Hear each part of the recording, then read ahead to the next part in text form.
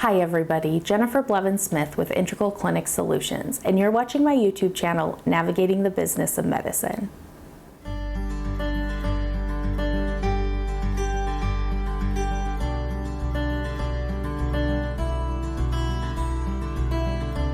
Today I want to talk about getting to the root cause of claim denials.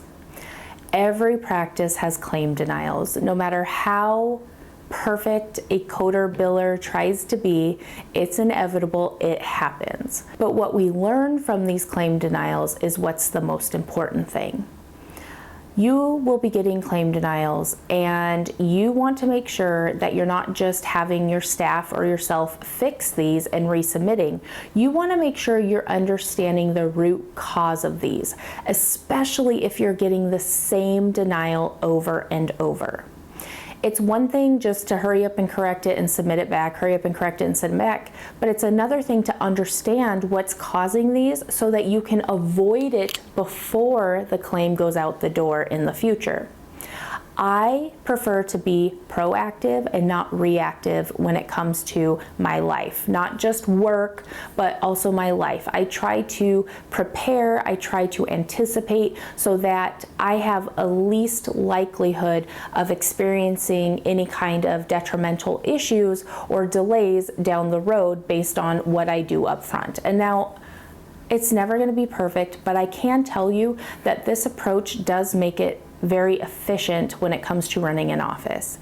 So if I were you, if you're a provider, a manager, a billing manager, I would ask my billing staff, and it doesn't matter if it's in-house or if you have outsourced it to a third party, to provide you weekly at least a list of the most common denials that are coming through.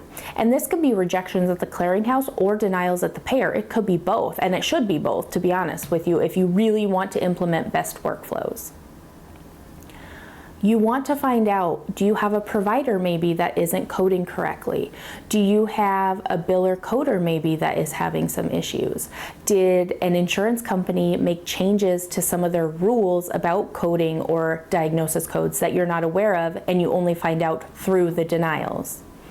These are things that will help you come back and look at the drawing board and go, oh, okay, we weren't aware of this, or oh, I didn't realize that our setup is missing a modifier on a CPT, or oh, I didn't realize that this can't be billed with this. There are so many things that always are changing in healthcare, especially in billing and coding, that it's almost impossible to keep up with all the changes at once, and sometimes you only find out about them through trial and error of submitting claims and getting them denied or getting them reduced.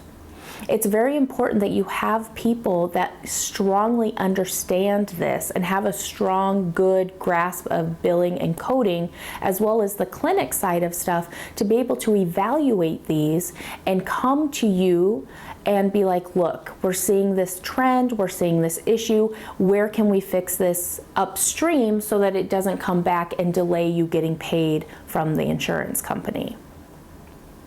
It could be as simple as a setup that needs to be done in your system. It could be a re-education to a staff member. It could be providing cheat sheets to your staff members for certain things so that they can make sure they're including certain codes or modifiers or units or whatever on the claims that they're responsible for when it comes to entering that information.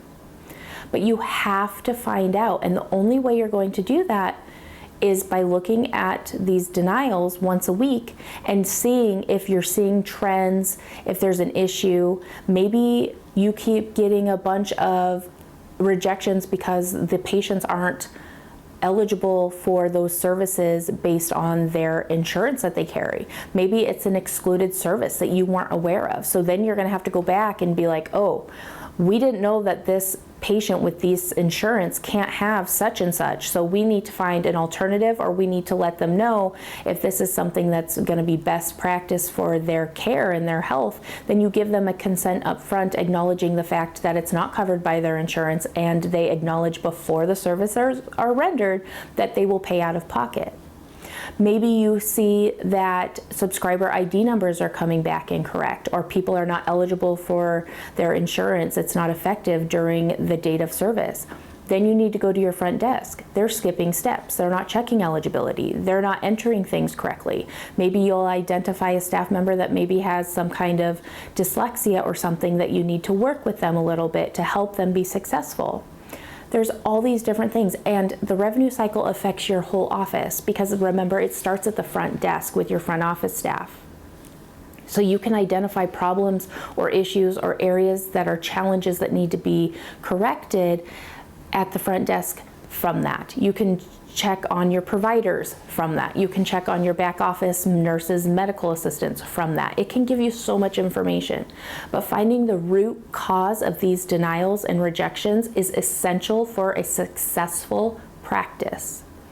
I promise you that if you started doing this and making the time to review the denials every week, and you identify some of these areas where there's challenges, and you go and you try to correct that upstream, you will see faster payment from insurances, you will see more efficiency from your staff, and you will feel better about your practice and its workflows as well. If you have any questions or comments about this, please leave that in the comments below. I'm happy to talk to you more about this if you just wanted to pick my brain a little bit about it. It's really simple, I swear, it's not that bad. You just have to make sure you have people in your practice that can assist you with this and provide you with the information you're gonna need. Smash the thumbs up button if today's video was helpful. Subscribe to my channel if you haven't already. Take care of yourselves. You guys are so wonderful for supporting me. I really appreciate it. We'll see you next time. Bye-bye.